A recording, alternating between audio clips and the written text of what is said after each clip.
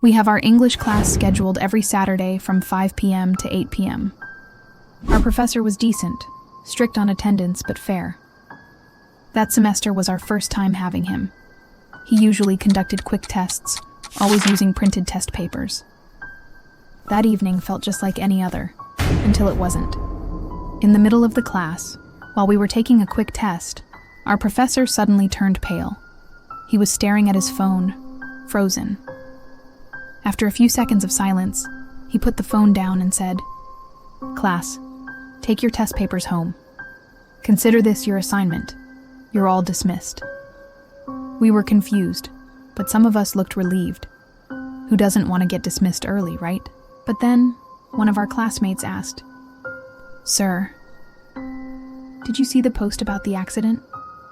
The professor nodded, his voice trembling. "Yes, that's why I'm sending you all home." We were on the 3rd floor of the building. Everyone filed out quickly, phones in hand, curious and slightly uneasy. Then, one by one, we got the notifications, and then the photos. A fatal accident had just occurred near the school. A motorcycle had been hit by an out-of-control bus. The images were horrifying. Twisted metal, blood everywhere, and the rider's head was nearly severed. It was an instant death. But that's not even the terrifying part. The name of the victim was Anthony, a student from our university. Then someone whispered, "Wait, isn't he our classmate in this subject?" Everyone stopped walking. We all remembered that there were 30 of us in class that evening. No one was absent. The professor even took attendance, and we all heard him say, "Complete attendance today, good job." So how could one of us be dead? We ran through every face in our minds, every seat, every voice during roll call. Anthony was there. He answered present. We remember it clearly. We remember him clearly, sitting in the 3rd row near the window.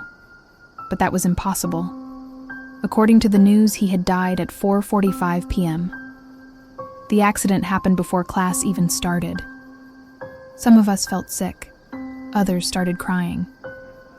Our professor went silent, still pale, visibly shaken. He looked like he'd seen something, or someone, that shouldn't have been there. We reviewed photos taken in the classroom that evening.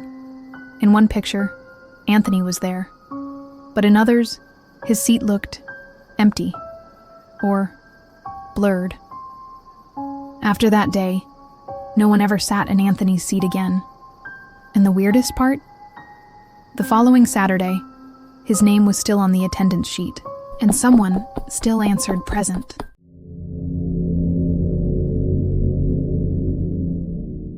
She was already inside the dressing room, so who was the one I greeted in the hallway? This is a true horror story that happened to my mother while she was working in Fukuoka, Japan, a country known for its discipline, beauty, and terrifying ghosts. My mother has lived in Japan for over 20 years. By day, she works at a local supermarket. At night, she takes on a second job in a club, entertaining guests and pouring drinks. Not the kind of club you might imagine, but enough to earn extra income to support us, her children, back home in college. She's always been strong, practical, the type who doesn't scare easily. Until this happened. One night, while we were chatting on Facebook, she told me something that chilled me to the bone. Something she had kept to herself for years. It all began late one evening, while she was heading to her second job. As always, she stopped by the employee dressing room to change into her uniform. Nothing unusual, or so she thought. One of her co-workers, let's call her Mika, saw someone in the hallway. A woman walking silently, head bowed, wearing the same exact clothes my mom usually wore to work. "Hi, Sally. How are you? Where are you headed?" Mika asked casually. But the woman didn't respond. She just walked past her, silent, head still bowed. Mika blinked in confusion. That was strange. She was close with my mom. They always chatted before their shifts. but maybe Sally was just in a bad mood. Then Mika entered the dressing room and froze because my mother was already inside, fixing her makeup in the mirror. Wait, Sally? You're already here? I just saw you in the hallway. I even said hi. My mom looked up, confused. What? I just got here. I came straight to the dressing room. I never passed through the hallway. They stared at each other. The air grew still. They both went quiet. Then, who did I talk to? But the night wasn't done haunting them. Just before my mom was about to leave the dressing room, another coworker, this time a guy named Kenji, walked in and smiled. Wow, Sally, you look great tonight. Thanks, my mom replied. But then Kenji's smile faded. Hey, Sally, who's that standing next to you? The one by the mirror? My mom slowly turned. What do you mean? I'm alone. Kenji pointed. No, right there, by the mirror. She's wearing white and staring at you. My mother's blood ran cold. There was no one there. At least, no one she could see. She bolted from the room, her heart pounding, her body ice cold. 2 different coworkers had seen 2 different apparitions in one night. One who looked exactly like her, and another who stood silently, dressed in white, watching. And then, the dreams started. My mom began seeing a man in her sleep, his face always hidden, as he covered her with a black sheet, like a body being prepared in a morgue. She couldn't move, couldn't scream, just lay there paralyzed. Every night, she woke up breathless. Every morning she prayed, not just for protection, but for gratitude that she was still alive. You see, my mom has a third eye. She's always been sensitive to things others couldn't see. But this experience in May 2013 shook her to her core. And to this day, she refuses to go near that dressing room alone. Don't ignore that feeling when someone watches you from behind. Don't trust every reflection in the mirror. And if someone greets you from the hallway, do not wave.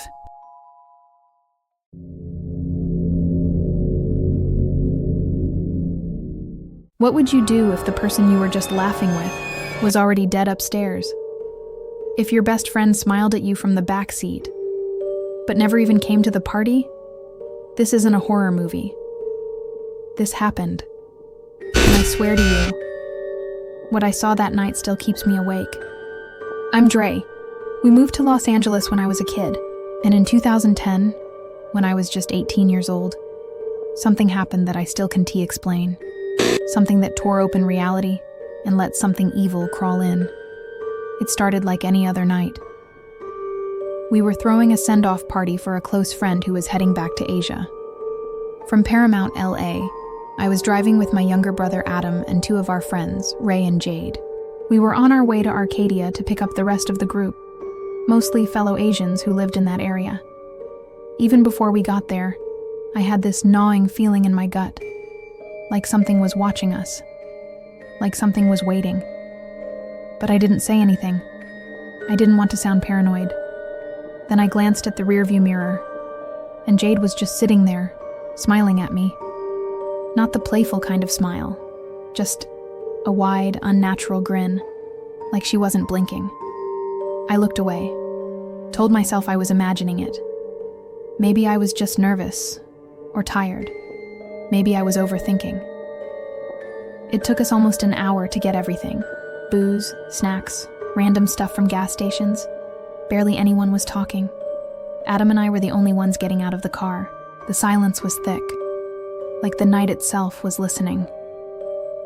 By the time we reached the house, a private place one of our friends, Jessica, said we could use, we were 3 cars, 13 people, 7 boys, 6 girls.